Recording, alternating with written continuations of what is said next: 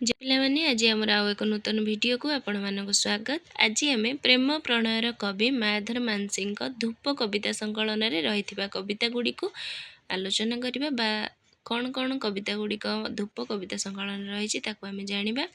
ता पूर्व कही रखापी चाहे मायाधर मानसिंह 1905 मसीह चिलिका मध्यस्थ पारिकुद निकटस्थ ग्राम जन्मग्रहण करथिले।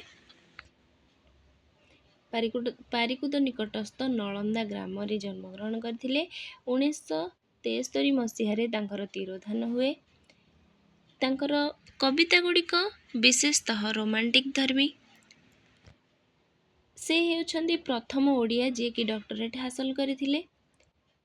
बिलातर डहराम विश्वविद्यालय कालिदास और शेक्सपियर संबंध में तुलनात्मक निबंध लिखि से डॉक्टरेट पाउछंती। तापरे आमे देखिबा मायाधर मानसिंह दुईटी पत्रिकार संपादक थिले, आरती और शंख। आरती और शंख पत्रिकार से थिले संपादक।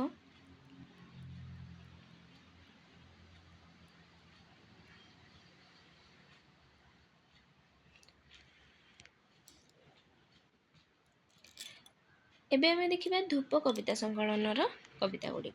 तो धूप कविता संकलन 1930 मसीह प्रकाश पाए। एथिरे 32टी कविता स्थान पाइथिला। एही कविता संकलन प्रथम संस्करण से तांकर भावी पत्नी हेमलता को उत्सर्ग करथिले।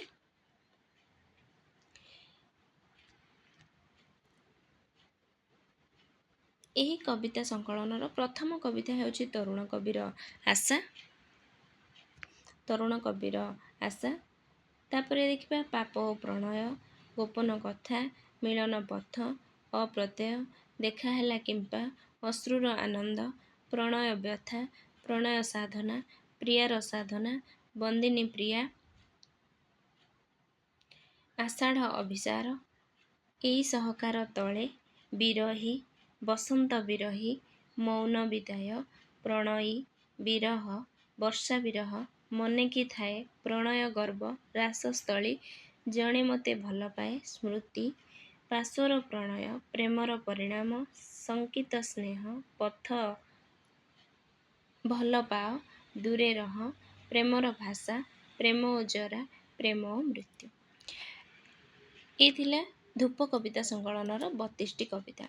तो पिले माने बेले बेले परीक्षा रे प्रश्न आसे जे धूप कविता संकलन प्रथम कवितार नाम कौन किंबा धूप कविता संकलन शेष कवितार नाम कौन एभली भाव में प्रश्न मध्य आसी थाए। तो बेले बेले एमिति प्रश्न भी आसे जे प्रणय व्यथा कविताटी केउ संकलन रे रही। ठीक अछि। तो मुख्य मुख्य कविता गुड़ी को आमको मन रखिया पड़िबो। ता सहित ये कविता संकलन रे जो कविता गुड़िक रही ता मध्यरु केतेक कवितार अंश मध्य परीक्षा रे आसी थाए कोटेशन। तो से भली कोटेशन मध्य रे हमर तरुण कविर आशा कवितार एक अंश पाखरे थांता रस कविता चिर यौवन प्रणय गीता प्रेयसी गांता चुंबंती मुख पुरंता बुक एभली भाव में गोटे इम्पोर्टाट कोटेशन। प्रेम मृत्यु कवितार गोटे अंश हेउछि शुणिब जेबे प्रियाग मोर प्रणयी तब जगते नाही आसिब मोर भस्म पासे देव हेतारे देहर छाई पारिब जदि भस्म परे पद्मपाद चालिब धीरे जीवन पुणी लभिबि सखी निश्चय मो मरण तीरे।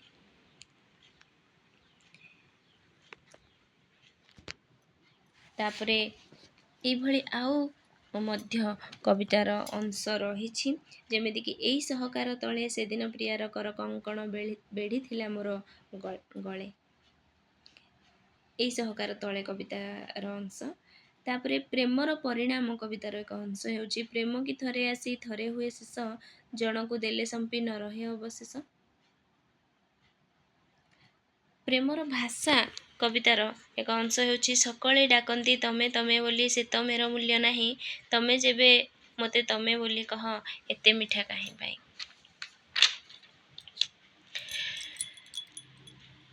केते न शुणिछि दिन राति कह हई कियो तुमे जदि पछु डाक हई कियो सुधा धारा ढाल कियो। ତ ପ୍ରେମର ଭାଷା କବିତାର ଏହା ଥିଲା ଅଂଶ। ତାପରେ ପ୍ରଣୟ ବ୍ୟଥା କବିତାର ଏକ ଅଂଶ ହେଉଛି ମନେ ହୁଏ ଧୂପ ସମ ଦଗ୍ଧ ହୋଇ ବାଷ୍ପଜୀବୀ ହୋଇ ପ୍ରଣୟର ଅଗ୍ନି ଶେଷେ ପ୍ରଣୟର ଭସ୍ମ ଜୀବ ଥୋଇ। ବକ୍ଷେ ମୋର ଯଜ୍ଞ ଜଳେ ତୁମେ ତ ହିଁ ଜୀବନ୍ତ ଦେବତା ଆତ୍ମା ମୋର ଯଜ୍ଞ କାଠ ଘୃତାହୁତି ତୁମର ମମତା। ତ ଏଭଳି ଭାବରେ କବିତାର ଅଂଶ ଗୁଡ଼ିକ ମଧ୍ୟ ବେଳେବେଳେ ପରୀକ୍ଷାରେ ଆସିଥାଏ। ତ ଏଗୁଡ଼ିକ ମଧ୍ୟ ଆପଣମାନଙ୍କ ପାଇଁ ଗୁରୁତ୍ୱପୂର୍ଣ୍ଣ। ଆଶା କରେ ପିଲାମାନେ ଏହି ଭିଡ଼ିଓଟିରେ ଯେଉଁ ତଥ୍ୟ ଗୁଡ଼ିକ ମୁଁ ଆପଣମାନଙ୍କ ପାଇଁ ନେଇ ଆସିଥିଲି ସେଗୁଡ଼ିକ ପରୀକ୍ଷାରେ ନିଶ୍ଚିନ୍ତ ଭାବରେ ଆପଣମାନଙ୍କୁ ସାହାଯ୍ୟ କରିବ। ତ ଏଇଭଳି ନୂତନ ଭିଡ଼ିଓ ପାଇବା ପାଇଁ ଆମ ଚ୍ୟାନେଲକୁ ସବସ୍କ୍ରାଇବ୍ କରିଦିଅନ୍ତୁ, ଆମ ସହିତ ଯୋଡ଼ି ହୋଇ ରହିଥାନ୍ତୁ, ସାଙ୍ଗସାଥିମାନଙ୍କ ସହିତ ମଧ୍ୟ ସେୟାର କରିଦିଅନ୍ତୁ। କମେଣ୍ଟ ମାଧ୍ୟମରେ ନିଶ୍ଚିତ ଭାବରେ ଜଣାଇବେ ଭିଡ଼ିଓଟି ଆପଣମାନଙ୍କୁ କେମିତି ଲାଗିଛି। ଧନ୍ୟବାଦ।